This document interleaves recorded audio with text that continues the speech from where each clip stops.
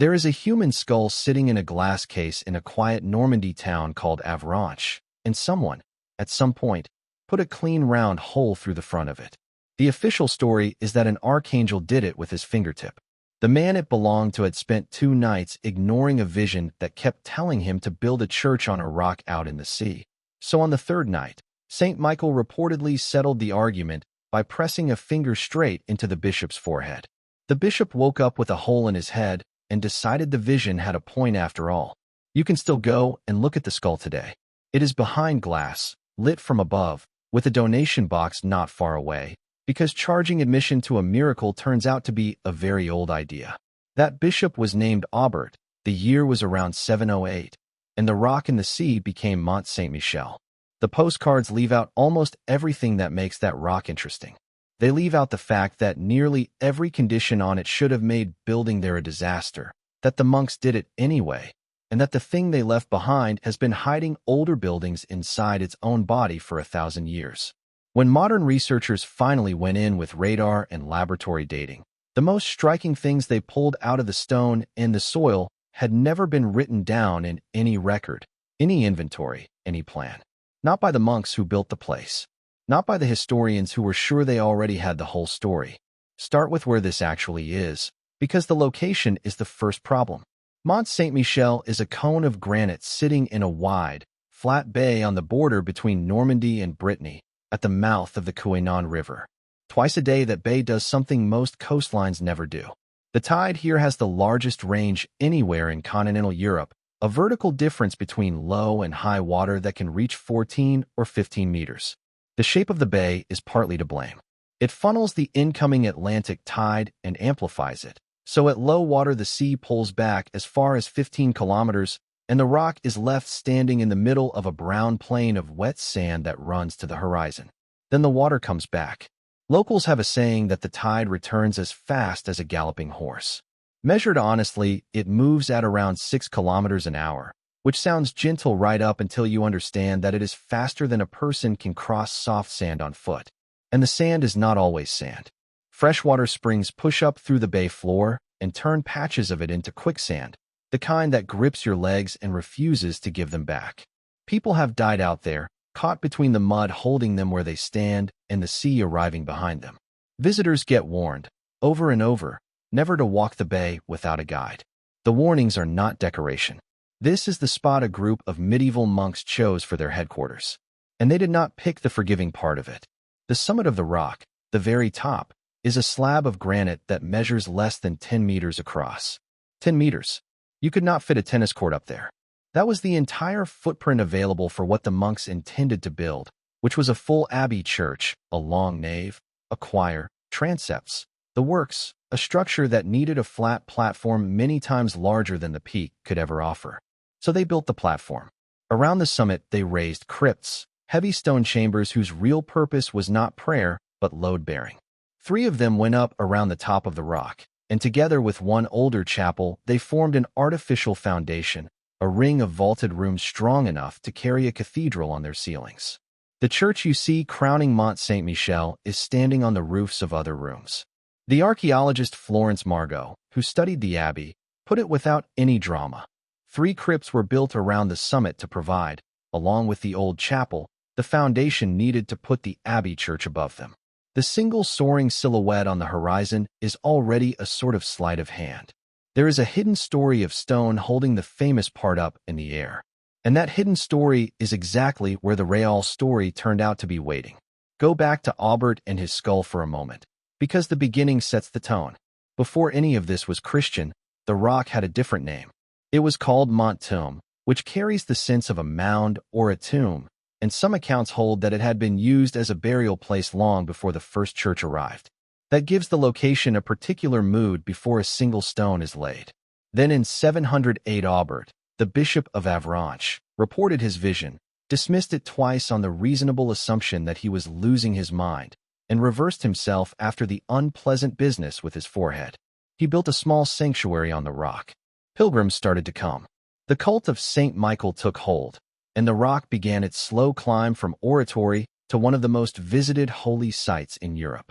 The skull is real, and you can argue about what made the hole. The church says an angel. Skeptical observers point out that the bone shows what looks like trepanation, the ancient practice of cutting or scraping a hole into a living person's head with a stone tool, which is its own kind of disturbing, because the calm scientific reading of the holy relic is that somebody once drilled into a man's skull on purpose, and he lived long enough afterward for the bone to begin healing around the wound. The reassuring answer is the gruesome one. Either way, the skull was rescued from the abbey during the French Revolution, ended up in the basilica at Avranches in the 1850s, and sits there now as the town's main draw. What grew on the rock after Aubert was never one building. It was many, stacked and torn down, and rebuilt on top of one another for more than 1,000 years. The Benedictines arrived around 966 and turned the sanctuary into a monastery. A Romanesque abbey rose through the 11th and 12th centuries. In 1204, after the French king Philip Augustus seized the mount from the Dukes of Normandy, the monks built the section the French call La Merveille.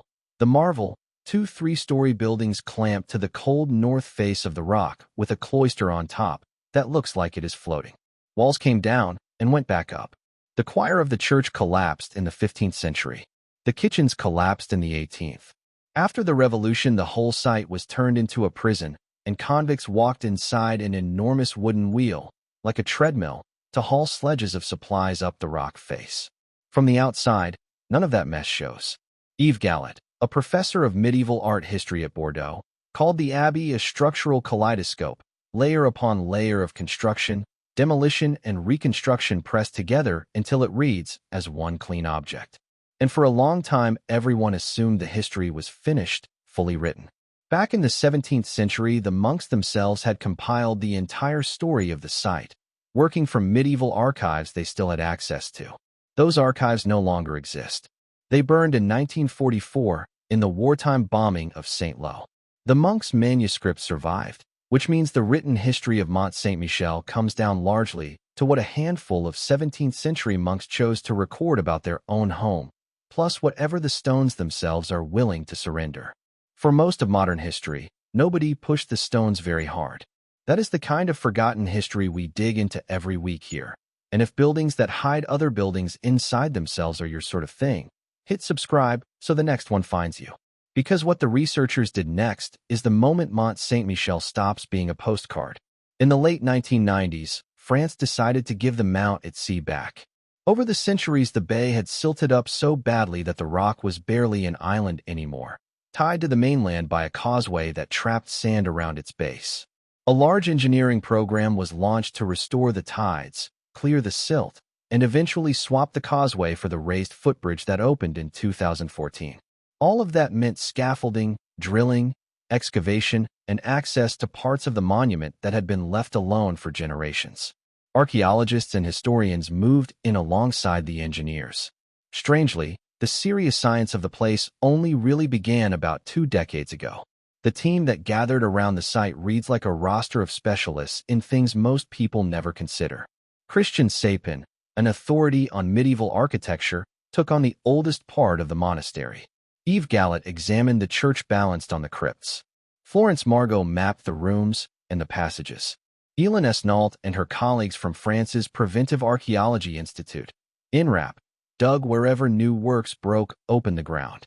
They brought carbon dating, archaeomagnetism, thermoluminescence, photogrammetry, and ground-penetrating radar.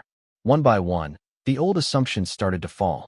Look first at the oldest piece, a small double-naved chapel folded deep into the heart of the monument, with a name that translates roughly as Our Lady Under the Ground. For centuries, the name was taken at face value. The chapel sits at the bottom of a flight of steps, buried inside the rock, so people assumed it had been hollowed or dug out, an underground sanctuary at the core of the mount. Some accounts went further and claimed it was the last surviving fragment of Aubert's original 8th century church. The radar and the dating took both ideas apart. Christian Sapin and his colleagues analyzed roughly 100 of the chapel's bricks using 3 independent methods: carbon, 14 on charcoal trapped in the old mortar, archaeomagnetism, and thermoluminescence, working with the Archaeomaterials Institute IRAMAT. The bricks did not belong to the 8th century. They belonged to the 10th, part of the chapel raised in the first half of that century and part in the second. The little church was genuine and very old. but it was far too young to be Aubert's. Then, in the autumn of 2016, a ground-penetrating radar survey run with the Metis laboratory checked the obvious next question, whether anything older lay beneath it. The radar found nothing below the chapel's floor. No earlier church. No buried foundation. The original 8th century sanctuary, the one tied to the man with the hole in his skull, is simply not there in any ground researchers can reach. It is unaccounted for, and the chapel had never been underground in the first place. Florence Margot explained that Our Lady Under the Ground began life as an outdoor building, a chapel standing in the open against the rock face. Over the centuries that followed, the monks built around it and over it until it had been swallowed whole, sealed inside later construction, sitting at the bottom of a stairwell as though it had always been a crypt. The burial was an illusion produced by everything piled on top. An entire church had been absorbed into the body of the mount and forgotten as a thing in its own right. That was the first real hint that the monument was concealing its own history inside its walls. The clearest case was waiting under the choir. Beneath the eastern end of the church, under the choir where the altar stands, is a crypt the French call the crypt de gros piliers, the crypt of the massive pillars.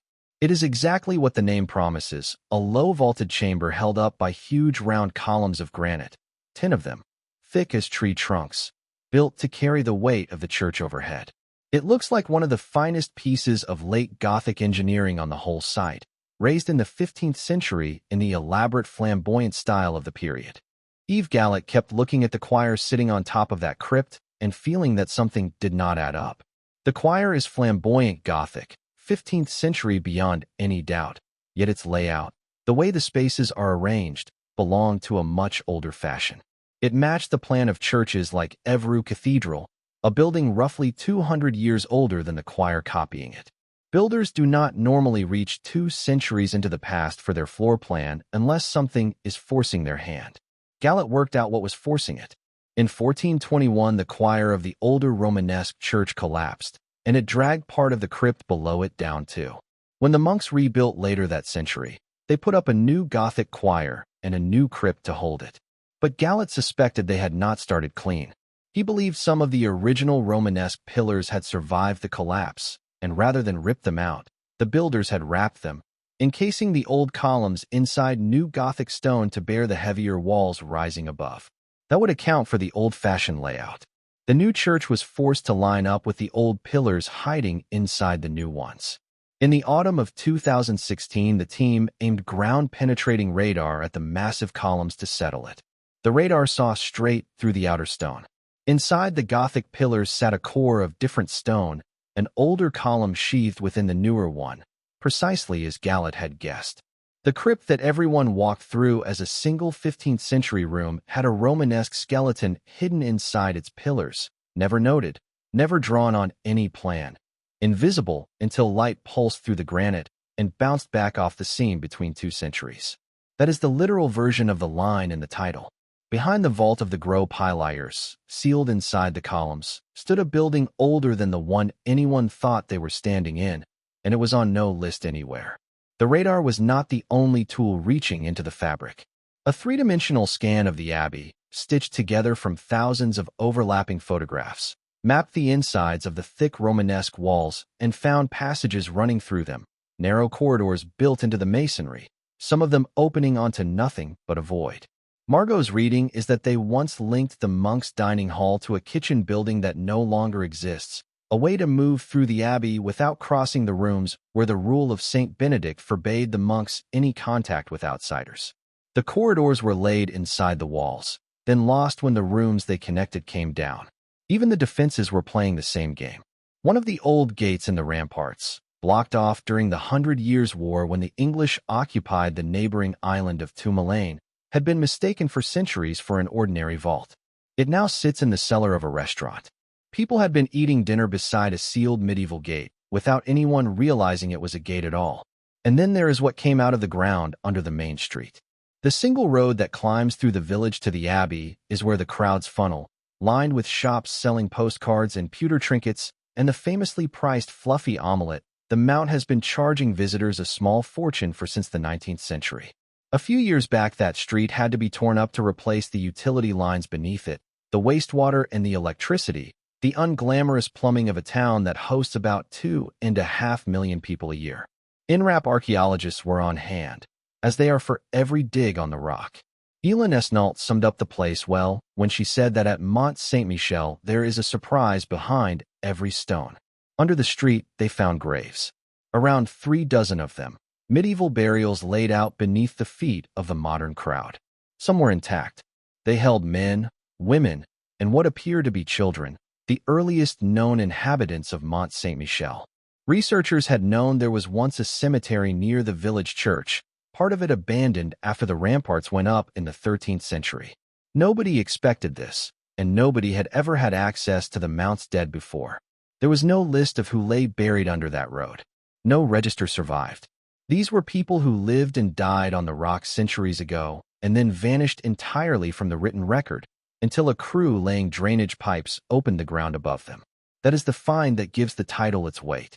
The most human thing the researchers recovered from Mont Saint-Michel, the bodies of its first residents, was on no inventory anyone had ever kept. The remains were carbon-dated and examined for the diseases and injuries that marked their lives, and for the first time the Mount could be asked not just how it was built, but who actually lived and aged and died on it. The monks who wrote the official history left these people out. They very likely never knew the graves were there. The digs turned up smaller, stranger things too.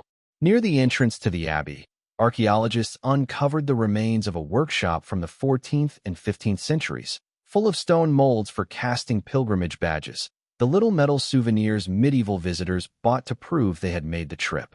The molds carried St. Michael, the Virgin Mary, the scallop shell of St. James, pilgrims' horns.